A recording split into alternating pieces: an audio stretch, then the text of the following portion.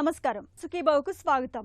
ఈ రోజు సుఖీభావలో పసిబిడ్డ ఊపిరితిత్తుల్లోకి మలం చేరిందా, గుండెపోటు అనుమానమా, వెంటనే ఇలా చేయండి। జిఎల్పి ఇంజెక్షన్ ఇప్పుడు మాత్ర రూపంలో। సైనసైటిస్ ను అదుపులో ఉంచే యోగాసనాలు ఇవే। ఇంకా హెల్త్ టిప్, అమ్మ కడుపులో ఉన్నప్పుడు పసిబిడ్డ ఉమ్మనీరు మింగడం సహజమే। అయితే ఉమ్మనీటిని మింగినట్లుగానే కొన్నిసార్లు మలాన్ని కూడా మింగేస్తుంటారు। గర్భాశయంలో ఉన్నప్పుడు ఉమ్మనీటి నుంచి బిడ్డ పేగుల్లోకి ద్రవాల నుంచి పేగులు పైపొర్ల నుంచి లవణాలు ఆమ్లాలు ఇవన్నీ కలిసి మలంగా పోగు పడుతుంటాయి। బిడ్డ ఈ మలాన్ని మింగినప్పుడు అది ఊపిరితిత్తులోకి చేరుతుంటుంది। ఇలాంటి పరిస్థితుల్లో కాన్పు జరిగినప్పుడు పసిబిడ్డకు శ్వాస కష్టాలు ఎదురవుతుంటాయి। మెకోనియం ఆస్పిరేషన్ గా పిలిచే ఈ సమస్య గురించిన పూర్తి వివరాల్ని ఇప్పుడు తెలుసుకుందాం।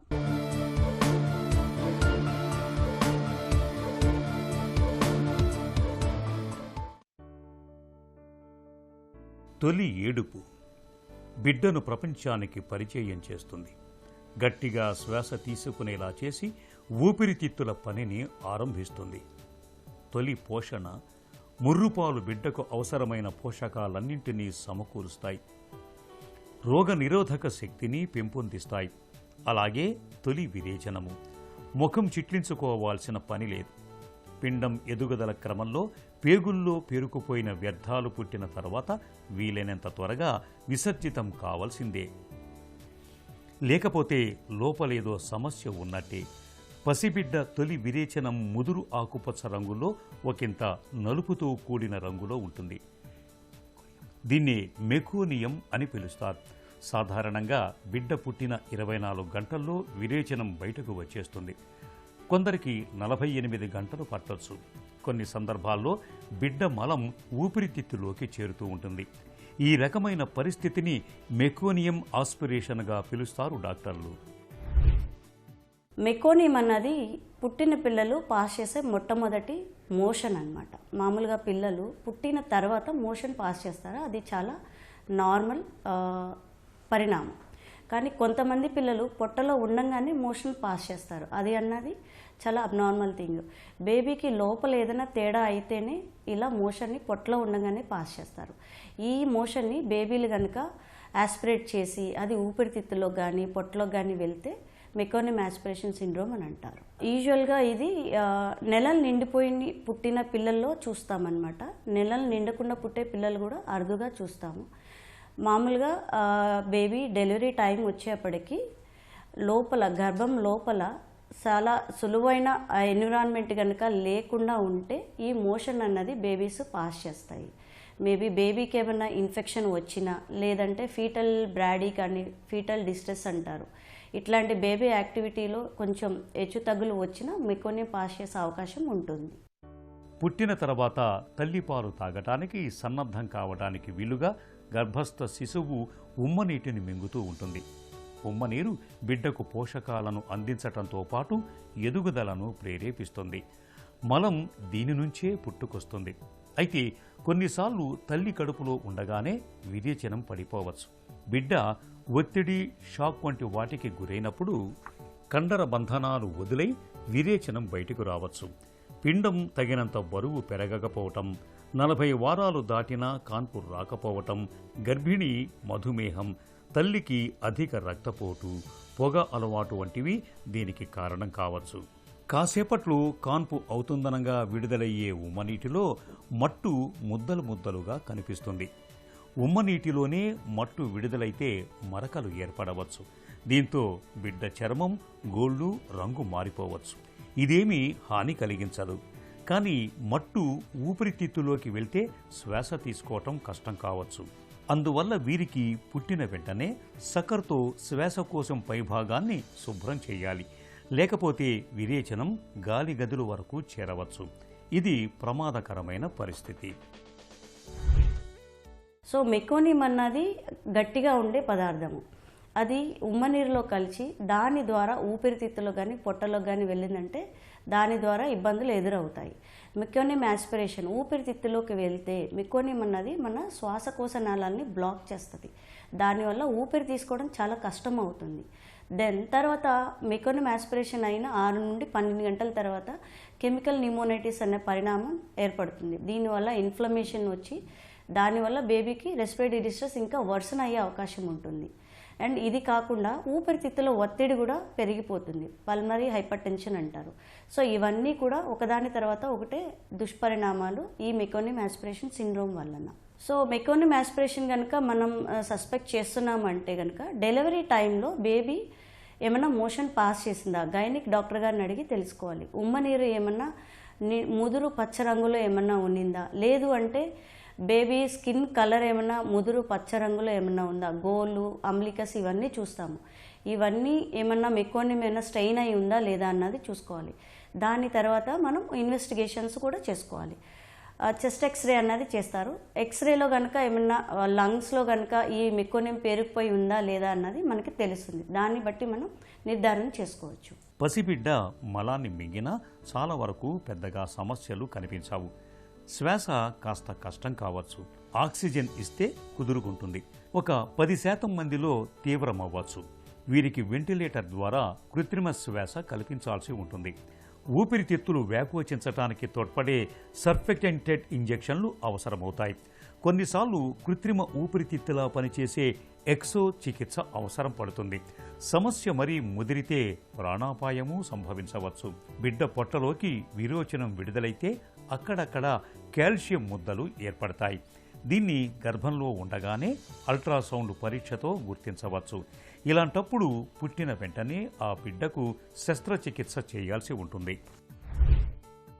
మెకోనిమ్ ఆస్పిరేషన్ సివియర్గా ఉందనుకోండి, బేబీలు పుట్టంగానే ఏడవరు. మన శ్వాసకోశ నాళం అంతా బ్లాక్ అయిపోయి ఇది నాన్ విగ్రస్ బేబీ అంటారు. వాళ్ళకి ఊపిరి సరిగా ఆడదు, హార్ట్ బీట్ అంతా డౌన్గా ఉంటుంది, అండ్ రెస్పిరేషన్స్ కూడా అంత బెటర్గా ఉండవు. అలాంటి పిల్లల్ని మనం వెంటనే ఇంటిబేట్ చేసి మెకానికల్ వెంటిలేటర్కి కనెక్ట్ చేసుకోవాల్సి వస్తుంది. కొంతమంది పిల్లలు మెకోనిమ్ ఆస్పిరేట్ అయినా అంతా బాగానే ఉంటుంది, చిన్నపాటి ఆయాసం తప్పించి. సో అలాంటి పిల్లల్ని మనం ఆక్సిజన్ కానీ సిపాప్లు కానీ ఇచ్చి మెయింటైన్ చేసుకోవచ్చు. నాన్ విగ్రస్ మెకోనిమ్ ఆస్పిరేషన్ ఉందంటే ఖచ్చితంగా వెంటిలేటర్ మీద పెట్టాల్సి వస్తుంది. వెంటిలేటర్ మీద సెట్ అవ్వట్లేదు అంటే కనుక high frequency oscillation and inhale nitric oxide కూడా కొన్నిసార్లు అవసరం పడుతుంది. ఇది ఖచ్చితంగా మనం ప్రివెంట్ చేయగలుగుతామని చెప్పలేమండి. ఇది ఎందుకంటే స్పాంటేనియస్లో అయిపోతుంది. కాకపోతే ఎవరైతే తల్లి నియర్ టు డెలివరీ ఉన్నవాళ్ళు కొంచెం ఫీటల్ మూమెంట్స్ అనేది కొంచెం చూసుకుంటూ ఉండాలి. బేబీ లోపల బాగానే కదలిక బాగానే ఉందా, తల్లికి ఏమైనా ఇన్ఫెక్షన్స్ వచ్చినాయా, తల్లి నుండి ఏమన్నా బేబీకి వెళ్ళే అవకాశం ఉన్నదా అన్నది రెగ్యులర్గా గైనకాలజిస్ట్ని కన్సల్ట్ అవుతూ ఉండాలి. ఒకవేళ నెలలు నిండిపోయి ఉన్న నొప్పులు వస్తేనే అలా ఉండకూడదండి. నెలలు నిండిపోయినప్పుడు కూడా నొప్పులు రాకపోతే గైనకాలజీ డాక్టర్ గారి దగ్గరికి వెళ్ళి చూపించుకోవాలి. సో దీనివల్ల మనం కొద్దిగా అవాయిడ్ చేయొచ్చు. సాధారణంగా బిడ్డ పుట్టిన 24 గంటల్లో విరేచనం బయటికి వచ్చేస్తుంది. కొందరికి 48 గంటలు పట్టొచ్చు. బిడ్డ తల్లి శరీరాన్ని తాకేలా చూసుకోవటం, వీలైనంత త్వరగా పాలు పట్టించటం ద్వారా త్వరగా విరేచనం సాఫీగా బయటకు వచ్చేలా చూడొచ్చు.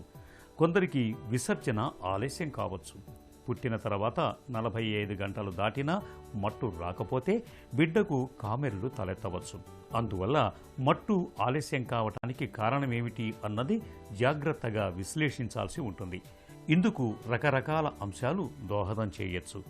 కొన్ని మామూలువైతే మరికొన్నింటికి సర్జరీ అవసరమవుతుంది.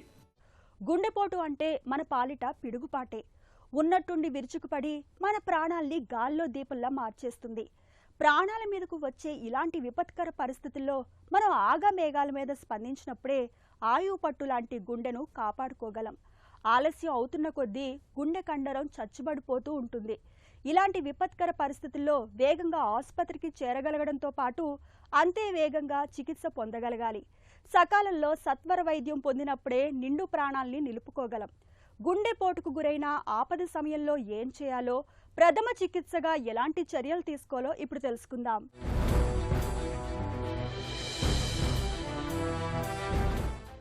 ఇంట్లోని వ్యక్తి ఒక్కసారిగా ఛాతీలో నొప్పితో కూలబడిపోతే వెంటనే ఏం చేయాలో చాలా మందికి తోచదు. తడబడిపోతూ కంగారు పడిపోతుంటారు. నిజానికి ఈ విపత్కర పరిస్థితిలో ఇంట్లో వాళ్ళు తీసుకునే చర్యలు, కొద్దిపాటి జాగ్రత్తలు ఆ నిండు ప్రాణాన్ని కాపాడొచ్చు లేదా ప్రమాదంలోకి నెట్టొచ్చు. హార్ట్అటాక్ అనే అనుమానంగా ఉన్నప్పుడు ముందుగా లక్షణాలను గమనించాలి. ఛాతీ మధ్య భాగంలో బరువుగా ఉందని చెబుతున్నారా? ఎడమ చెయ్యి భుజం దవడకు నొప్పి పాకుతోందని చెబుతున్నారా? చల్లటి వాతావరణంలోనూ ఒళ్లంతా చెమటలు పడుతున్నాయా అన్నది గమనించాలి. ఊపిరి ఎలా తీసుకుంటున్నారన్నది చూడాలి. ఈ లక్షణాలు కనిపిస్తున్నప్పుడు సమయం వృధా చేయకూడదు. వంటింటి చిట్కాలు, సోడాలు, మసాజులు ఇవన్నీ కాలహరణం చేసేవే. పేషెంట్ని సాధ్యమైనంత త్వరగా ఆసుపత్రికి తరలించడానికి ప్రయత్నించాలి. ఈలోపు ఆస్పిరిన్ మాత్రం ఇవ్వడం మేలు. 300 మిల్లీగ్రాముల ఆస్పిరిన్ నమిలి మింగడం ఉపయోగపడుతుంది. అయితే ఇప్పటికే పేషెంట్కి రక్తస్రావ సమస్యలు ఉన్నప్పుడు, పొట్టలో అల్సర్లతో బాధపడుతున్నప్పుడు ఆస్పిరిన్ ఇవ్వకూడదు. ఆస్పిరిన్ ఇవ్వడం అనేది ఆసుపత్రికి వెళ్లేలోపు సహాయం మాత్రమే, పూర్తి చికిత్స కాదు. ఆస్పిరిన్ అనేది రక్తం గడ్డకట్టకుండా కొంత రక్షణ ఇస్తుంది. ఇప్పటికే పేషెంట్కి గుండె జబ్బు ఉన్నట్లయితే సార్బిట్రేట్ మాత్రను నాలుక కింద పెట్టొచ్చు. అయితే లో బీపీ ఉన్నప్పుడు సార్బిట్రేట్ కూడా ఇవ్వకూడదు. ఆసుపత్రికి తీసుకెళ్తున్నప్పుడు ఆ వ్యక్తిని నిటారుగా కొంచెం వెనక్కి వాల్చి కూర్చోబెట్టాలి. బిగుతైన బట్టలు లూజ్ చేయాలి. గాలి బాగా వచ్చేలా చూడాలి. పూర్తిగా పడుకోబెట్టకూడదు. అలా పడుకోబెడితే ఊపిరి తీసుకోవడం మరింత ఇబ్బందిగా ఉంటుంది. నీళ్లు, సోడా తాగించకూడదు. గ్యాస్ టాబ్లెట్లను మింగించకూడదు. ఆయిల్ మసాజ్ చేయడం, పేషెంట్ని నడిపించుకుంటూ ఆసుపత్రికి తీసుకెళ్లడం చేయకూడదు. అంబులెన్స్ లేదా ఏదైనా వాహనంలో తీసుకెళ్లాలి. ఈ జాగ్రత్తలు పేషెంట్కి చాలా వరకు ప్రాణాపాయాన్ని తప్పిస్తాయి. మధుమేహం చికిత్సలో నేడు జిఎల్పి ఇంజెక్షన్లనేవి సరికొత్త అస్త్రాలుగా అందుబాటులోకి వచ్చాయి. రక్తంలో గ్లూకోజ్ నియంత్రణ కన్నా మధుమేహంతో తలెత్తే గుండె జబ్బు, పక్షవాతం, కిడ్నీల వైఫల్యం, కాలేయ క్యాన్సర్ వంటి ముప్పు కారకాల్ని నివారించడమే తొలి ప్రాధాన్యంగా ఈ ఇంజెక్షన్లు పనిచేస్తాయి. ఇప్పటి వరకు ఇంజెక్షన్ల రూపంలోనే లభించేవి తాజాగా మాత్రల రూపంలోనూ మనకు అందుబాటులోకి వచ్చాయి. జిఎల్పి మాత్రల గురించిన పూర్తి వివరాలను ఇప్పుడు తెలుసుకుందాం.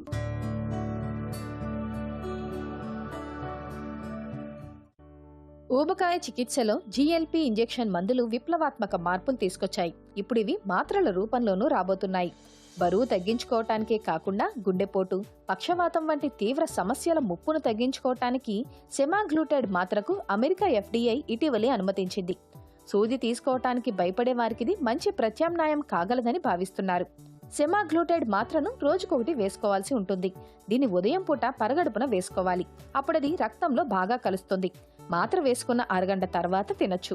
మాత్రను 1.5 మిల్లీగ్రాముల మోతాదుతో ఆరంభించాలి. 90 రోజుల వ్యవధిలో గరిష్టంగా 25 మిల్లీగ్రాముల వరకు పెంచుకోవచ్చు. అదే ఇంజెక్షన్ అయితే వారానికి ఒకటి తీసుకుంటే సరిపోతుంది. ఈ మందు చర్మం కింది పొరలోని కొవ్వును చేరుకొని త్వరగా రక్తంలో కలుస్తుంది. ఇంజెక్షన్ రూపంలోనైతే గరిష్ట మోతాదు 2.5 మిల్లీగ్రాములు మాత్రమే. మాత్ర, ఇంజెక్షన్ ఏ రూపంలో తీసుకున్నా మందు మాత్రం రక్తంలో అదే మోతాదులో కలుస్తుంది. ఇంజెక్షన్ను ఫ్రిడ్జ్లో భద్రపరచాల్సి ఉంటుంది.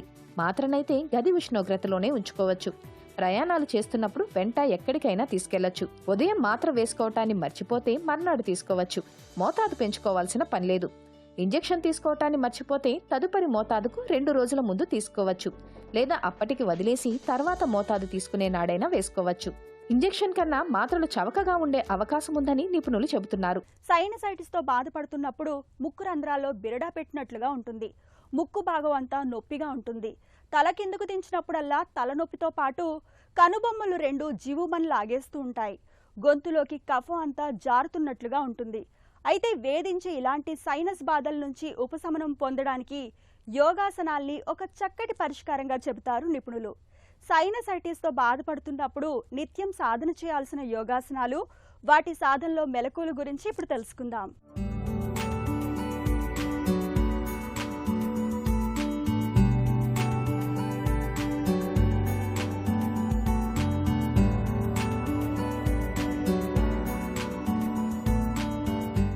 ఈనాటి కార్యక్రమంలో మనం తెలుసుకోబోతున్నాం సైనసైటిస్ ప్రాబ్లమ్స్కి యోగ చికిత్సలో ఎటువంటి ఆసనాలు వేయాలి, ఎటువంటి ముద్రా ప్రాణాయామం చేయాలన్న దాని విషయంగా. చాలామంది సైనస్తో చాలా రకాలుగా బాధపడుతూ ఉంటారు. ఈ సైనసైటిస్కి ఆపరేషన్ చేసుకున్నప్పుడు కూడా మళ్ళీ తిరగబడి ఈ సమస్య యథావిధంగా బాధించినటువంటి సందర్భాలతో చాలామంది మా దగ్గరికి వచ్చారు. అంటే ఆ శస్త్రచికిత్సలు కూడా పనిచేయలేదు అని దాని అర్థం. ఇవి మన యొక్క ఫేస్లో ఈ సైనస్ భాగాల్లో ఇన్ఫెక్షన్స్ పెరిగిపోవడం ద్వారా మరి అనేక రకమైనటువంటి ఇబ్బందిని కలుగజేస్తూ ఉంటుంది.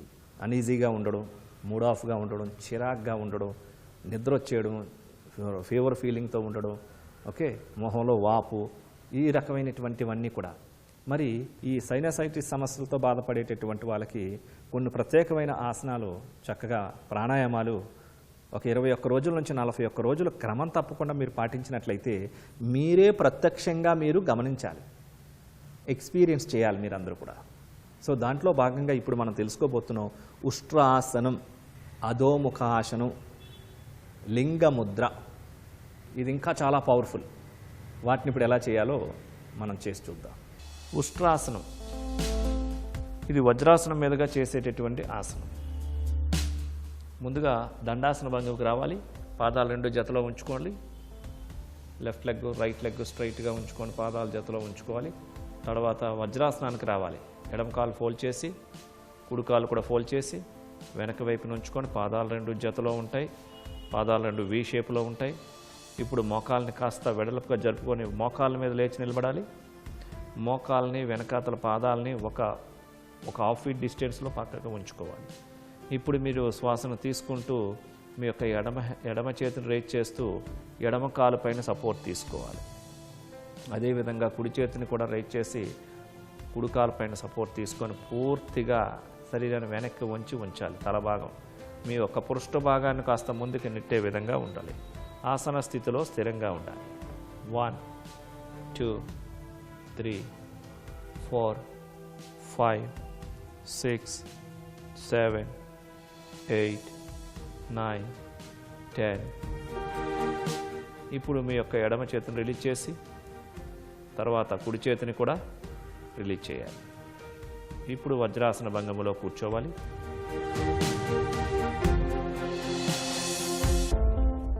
ఈ వజ్రాసనం మీదుగానే అధోముఖ ఆసనం లేక అధోముఖ స్వనాసనం లేక పర్వతాసనం. ఇప్పుడు 2 చేతుల్ని ఒక 1 ఫీట్ డిస్టెన్స్లో అరిచేతులు నేల మీద తాకించి ఉంచాలి మోకాలకు ఎదురుగా.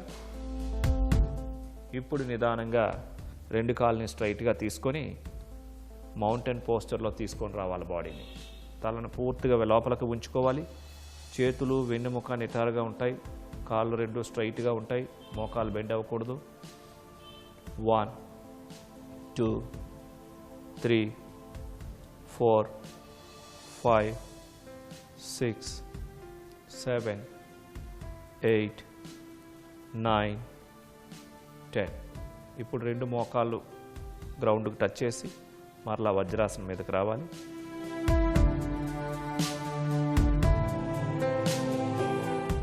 ఇప్పుడు వజ్రాసనం నుంచి బయటకు వచ్చి సుఖాసనంలో కూర్చోవాలి.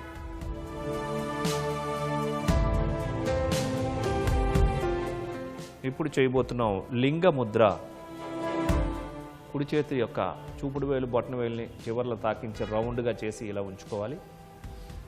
ఇప్పుడు ఎడమ చేతిని బొటన వేలు స్ట్రైట్గా ఉంచుకొని ఈ ఎడమ చేతి యొక్క బొటన వేలుని కుడి చేతి యొక్క వృత్తాకృతి మధ్యలో నుంచి తీసుకొని రావాలి.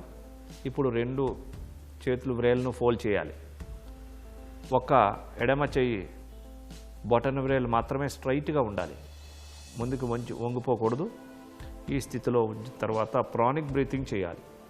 నిదానంగా శ్వాసను తీసుకుంటూ నిదానంగా శ్వాసను విడిచిపెడుతూ మీ గమనమంతా శ్వాసన మీదే ఉంచుతూ ప్రాణాయామం చేయాలి.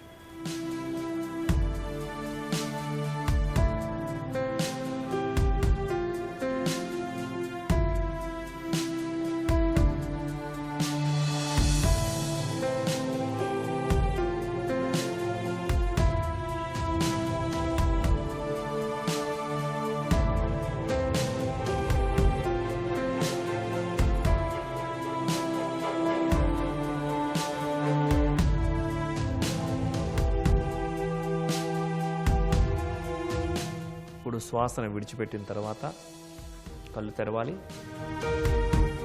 ముద్దను రిలీజ్ చేయాలి. ఫింగర్స్ రిలీజ్ చేసి ముద్దను రిలీజ్ చేయాలి. ఇప్పుడు అదేవిధంగా ఎడమ చేతితో చేస్తాం. ఎడమ చేతి యొక్క చూపుడు బటన్ వేలు చివర్లు తాకించి వృత్తాకృతిలో ఉంచాలి. ఇప్పుడు కుడి చేతి యొక్క బటన్ వేలు స్ట్రైట్గా ఉంచాలి. ఇప్పుడు కుడి చేతి యొక్క బటన్ వేలుని వృత్తాకృతి మధ్యలో నుంచి తీసుకొని వచ్చి ఫింగర్స్ని ఫోల్డ్ చేయాలి. బటన్ వేలు స్ట్రైట్గా ఉంటుంది. ప్రానిక్ బ్రీతింగ్ చేయాలి. నిదానంగా శ్వాసను తీసుకుంటూ నిదానంగా శ్వాసను విడిచిపెడుతూ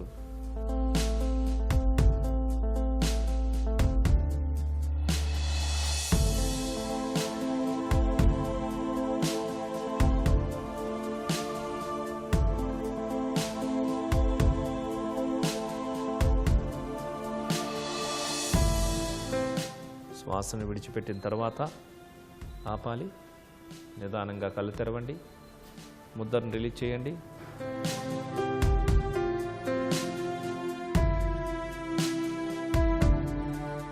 చూశారు కదండి, ఈ యొక్క ఉష్ట్రాసనం, ఈ అధోముఖ స్వాహాంగాసనం. సో ఈ రెండు కూడా మన యొక్క ఛాతి కండరాలపైన, ఊపిరితిత్తులపైన, అదేవిధంగా ఈ సైనస్ భాగాలపైన పూర్తిగా ప్రభావం కలుగజేస్తూ ఉంటాయి. ఈ ఉష్ట్రాసనాన్ని పూర్తిగా వేయలేకపోతే అర్ధ ఉష్ట్రాసనం ఒక చేత్తో కూడా చేయవచ్చు. అదేవిధంగా అధోముఖ స్వనాసనాన్ని మీరు లింగముద్రని కనుక చేసినట్లయితే మీకు తక్షణమే ఫలితం కనిపిస్తుంది. కాబట్టి లింగముద్ర లెఫ్ట్ హ్యాండ్తో ఒక 15-20 మినిట్స్, రైట్ హ్యాండ్తో ఒక 15-20 మినిట్స్ రోజు మొత్తంలో మీకు ఖాళీ ఉన్నప్పుడు, పొద్దున్న, మధ్యాహ్నం, సాయంత్రం కానీ తిన్న వెంటనే కాకుండా ఎప్పుడైనప్పటికీ కూడా ఈ యొక్క ప్రాణాయామం చేసుకున్నట్లయితే తక్షణమే ఫలితం కనిపిస్తుంది. సైనసైటిస్తో బాధపడుతున్నప్పుడు నిత్యం సాధన చేయాల్సిన యోగాసనాలు, వాటి సాధనలో మెలకువల గురించి తెలుసుకున్నాం కదా. ఇక ఈ రోజు కార్యక్రమాన్ని ముగించే ముందు ఒక చిన్న చిట్కా మీకోసం. శ్వాస ఇబ్బందులతో బాధపడుతున్నప్పుడు పిటికెడు వాముకు, కొద్దిగా పచ్చికర్పూరం, 4-5 లవంగాల్ని కలిపి ఒక గుడ్డలో మూట కట్టి తరచూ వాసన చూస్తూ ఉండండి. ఊపిరి తేలిగ్గా అందుతుంది, శ్వాస కష్టాలు తప్పుతాయి.